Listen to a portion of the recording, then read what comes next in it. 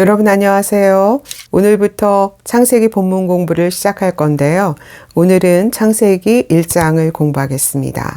성경이 다루는 첫 번째 주제는 창조입니다. 창세기는 믿음, 사랑, 예배, 구원 같은 그런 영적인 주제가 아니라 세상에 존재하는 모든 것의 기원부터 밝히고 있습니다. 모든 시대에 모든 인류가 가지고 있는 그 영원한 궁금증과 목마름이 뭔지 안다는 뜻이죠. 인간은 세상에 존재하는 모든 것, 특히 나라는 존재의 기원이 규명되지 않으면 못 견디는 존재입니다. 그래서 모든 시대의 인류가 종교, 철학, 과학을 다 동원해서 자신의 존재의 기반을 규명해내려고 그렇게 애를 써온 것이죠. 시작과 끝을 모르면 과정에 대한 답도 없습니다. 나라는 존재가 시작된 곳이 어디인지, 내 존재의 기반을 어디에 둘 건지가 분명해져야 내가 어떻게 살아야 하는지도 분명해지기 때문입니다. 그래서 우리의 신앙의 대전제는 창조주 하나님에 대한 믿음입니다. 창조주 하나님이 믿어져야 모든 성경 이야기를 진리로 확신하면서 읽을 수 있고, 모든 성경이 창조주 하나님의 말씀으로 믿어져야 내 존재의 기반이 규명되고 내가 어떻게 살아야 하는 존재인지가 분명해지는 새로운 신세계가 열리기 때문입니다. 성경의 첫 일성은 아주 단순하고 심플합니다. 태초에 하나님이 천지를 창조하시니라. 이 간단 명료한 선언에는 두 가지의 대명제가 전제되어 있습니다. 태초에 하나님이 스스로 존재하셨다. 스스로 존재하시는 하나님이 우주 만물을 창조하셨다. 창세기는 이 사실을 입증하려고 애쓰지 않습니다. 어떤 설명도 논리의 전개도 없어요. 창세기 1장은 선포입니다. 이 선포는 자존하시는 하나님, 우주 만물을 창조하신 하나님을 기정사실로 전제하고 있어요. 그 사실을 증명의 영역이 아니라 신앙의 영역에 두고 있다는 뜻이죠. 창조의 목격자는 하나님 한 분밖에 없습니다. 그 일은 증명이 아니라 믿음으로만 알 수 있는 일이에요. 그래서 히브리서 11장 3절은 이렇게 말합니다. 믿음으로 모든 세계가 하나님의 말씀으로 지어진 줄을 우리가 아나니. 그러면 그 믿음은 어디서 왔을까요? 에베소서 2장이 말하는 것처럼 그것은 우리에게서 난 것이 아니요 하나님의 선물입니다. 그렇다면 우리는 성경의 첫 장부터 믿음이라는 이 특별한 은혜의 선물을 받고 출발하는 경이로운 복을 받은 사람인 것이죠. 자, 그러면 이제 하나님이 우주 만물을 어떻게 창조하시는지 하나씩 살펴볼게요. 여러분, 창조주 하나님이 무에서 유를 만드시고 없는 것을 있게 하신 그 불가사의한 능력의 원천은 무엇이었을까요? 그 답은 하나님이 가라사대에 있습니다. 창세기 1장에는 이 어구가 10번 등장합니다. 이 10번의 가라사대로 우주 만물을 창조하신 거예요. 모든 만물이 그가 말씀하심에 이루어졌으며 명령하심에 견고히 섰도다. 시편 33편의 이 고백처럼 말씀하시고 말씀대로 실행되는 이 말씀의 능력이 없는 것을 있게 하신 힘의 원천이었습니다. 이 하나님이 가라사대에는 또 하나의 아주 중요한 비밀이 숨겨져 있습니다. 하나님은 태초부터 말씀하신 하나님이셨다라는 것입니다. 하나님은 자신의 모든 초능력을 슈퍼 울트라 컴퓨터에 다 입력해 놓고 버튼을 꾹꾹 누르시는 방식으로 세상을 창조하지 않으셨어요. 있으라, 나뉘라, 드러나라, 비추라 라고 말씀하셨습니다. 하나님이 피조물과 관계하시는 방식은 여기서 이미 말씀으로 결정된 것입니다. 그때부터 말씀으로 관계하시는 법이 모든 피조물 가운데 세워진 거예요. 그래서 성경의 영원한 주어는 말씀하시는 하나님이신 겁니다. 그런데 말씀하시는 하나님이 아들을 통해 말씀하시는 때가 오고 그 아들 안에서 말씀하시는 하나님의 말씀이 절정에 도달하는 것입니다. 요한복음의 증언대로 태초부터 하나님과 함께 계셨고 만물을 창조하셨던 그 말씀이 육신을 입고 땅으로 오셔서 충분하고 완전하게 그리고 최종적으로 말씀을 완성하시는 것입니다. 자, 그럼 이제 하나님이 어떤 방식으로 우주 만물을 창조하셨는지를 볼게요. 하나님은 6일 동안 나누시고 채우시는 방식으로 세상을 창조하십니다. 첫 3일 동안에는 빛과 어둠을 나누시고 궁창 위의 물과 궁창 아래의 물을 나누시고 땅과 바다를 나누십니다. 그 다음 3일 동안 이 영역들을 채워가시는 거예요. 처음 3일에 이 나누시는 과정은 혼돈과 공허의 상태에 경계를 두시고 질서를 세우시는 일이었어요.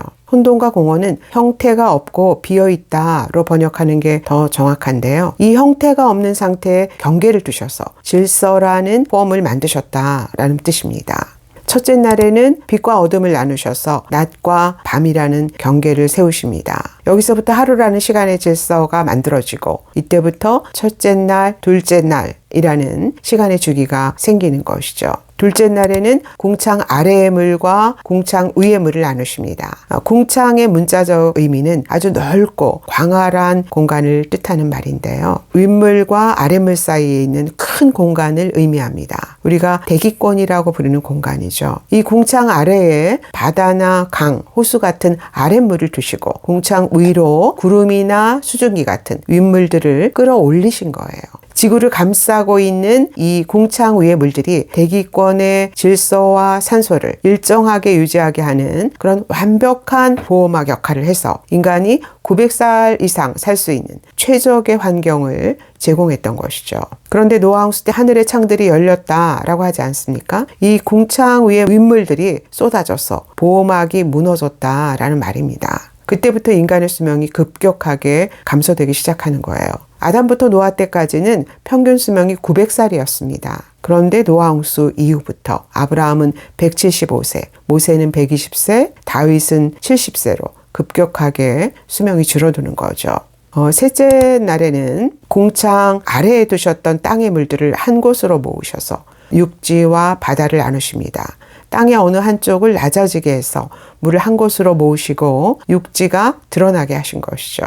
이렇게 3일 동안 아무 형태가 없었던 상태에 경계를 세워서 질서를 만드시고 생명이 거할 수 있는 상태로 바꾸신 다음 그 다음 3일 동안 이 영역들을 차례대로 채워가십니다. 넷째 날에는 지구 바깥쪽에 해와 달과 별 같은 광명체들을 창조하셔서 하늘을 채우시고 다섯째 날에는 지구의 생물들, 공중을 나르는 새들과 바다 생물들을 채우십니다. 여섯째 날에는 땅의 생물들, 가축과 기어다니는 생물과 땅의 짐승들을 채우십니다. 아무 형태 없이 텅 비어있던 지구 환경이 드디어 생명체들로 가득 채워진 충만한 상태가 된 것입니다. 그런데요, 하나님이 창조 사역에서 세우신 질서는 한 가지가 더 있습니다. 하나님은 땅의 모든 식물들과 육축들, 바다 생물과 공중의 새들을 각각 종류대로 창조하셨어요. 창세기 1장에는 종류대로라는 말이 10번이나 반복해서 등장합니다. 영어 성경은 kind로 번역하죠. 하나님은 모든 생물에 종류라는 기본적인 질서를 세우셔서 교배가 가능한 집단을 따로따로 분류하셨어요. 각 생물이 그 안에서 다양한 변이들을 만들어낼 수는 있으나 그 종류의 범위를 넘을 수는 없도록 한계를 정하셨다는 것이죠. 그래서 장미과라는 종류 안에서 형형색색의 다양한 변종 장미들의 아름다움을 볼 수 있는 그런 기쁨을 우리에게 선사하셨지만 그러나 장미가 개나리나 진달래가 될 수는 없도록 변이의 범위를 정하셨다는 것이죠. 하나님의 창조와 진화론의 근본적인 입장 차이가 여기에 있는 겁니다. 진화론은 우연히 발생한 첫 생명체 하나가 오랜 시간 동안 자연선택, 적자생존, 돌연변이를 거치면서 종의 변이를 통해서 하등생물이 고등생물로 진화했다라고 주장합니다.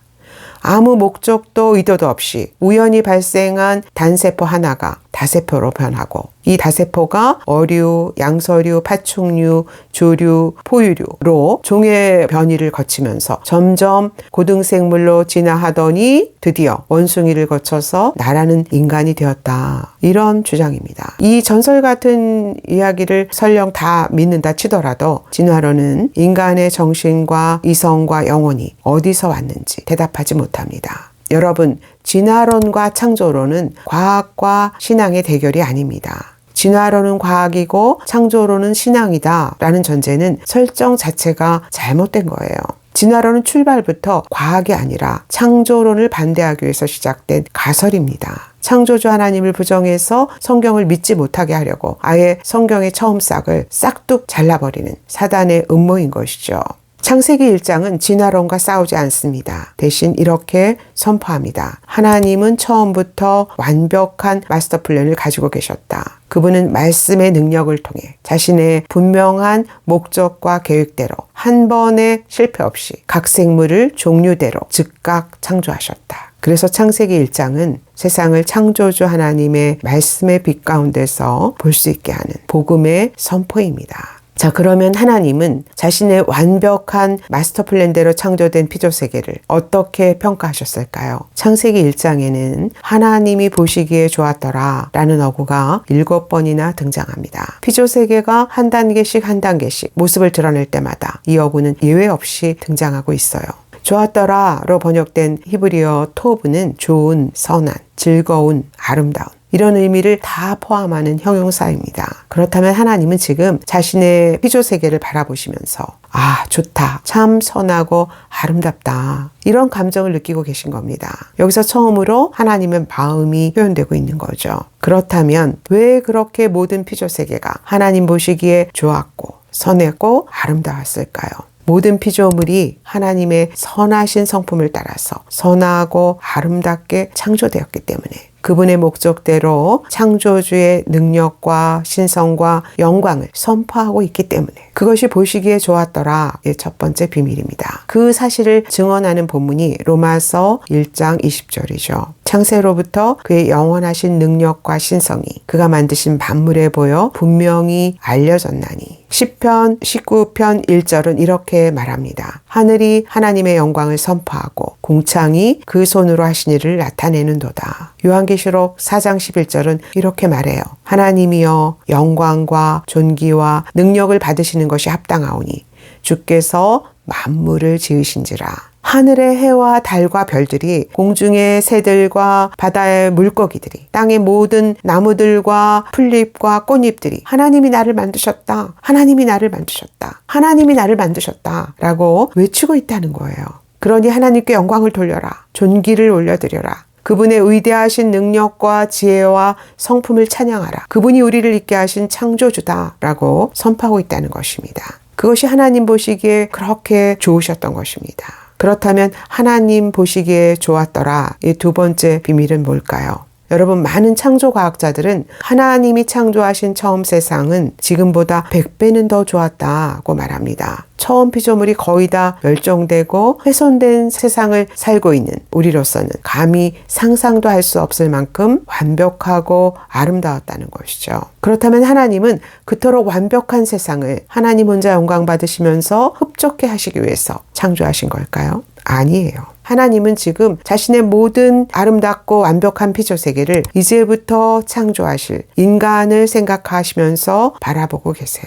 그 완벽한 세상이 그들이 살아갈 세상이니까, 그들이 모든 세계의 주인공이니까, 그들이 당신이 창조한 세상에서 안전하고 행복했으면 좋겠어서 지금까지 완벽한 지구를 준비하신 거니까.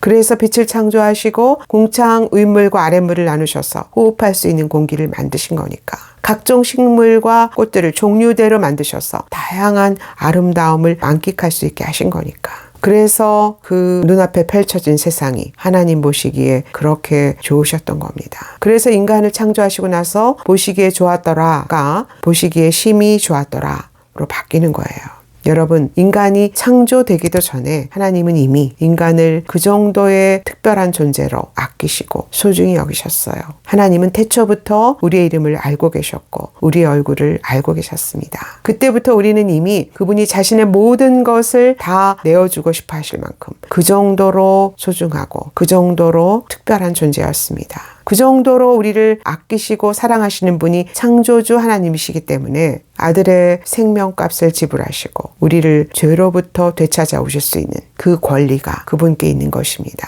그래서 창조주 하나님만이 구속주 하나님이 되실 수 있는 거예요. 자, 여러분, 오늘 강의 좀 이해되셨나요? 오늘은 여기까지 하고요. 다음 주에 하나님이 이 완벽한 세상에서 살아갈 소중한 인간을 어떻게 창조하시는지 사람 창조 이야기를 공부하도록 하겠습니다. 다음 주에 뵐게요.